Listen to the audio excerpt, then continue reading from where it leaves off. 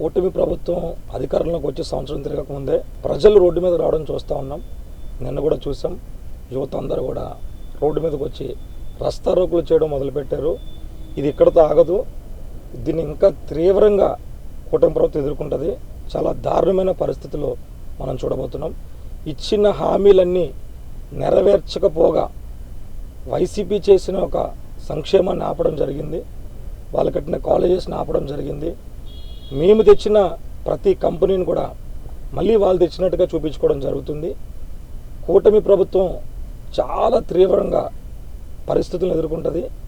ఇచ్చిన ప్రతి హామీ నెరవేర్పులోకి తీసుకురావడానికి శ్రీ జగన్మోహన్ రెడ్డి గారు ఎంతో కృషి చేస్తారు.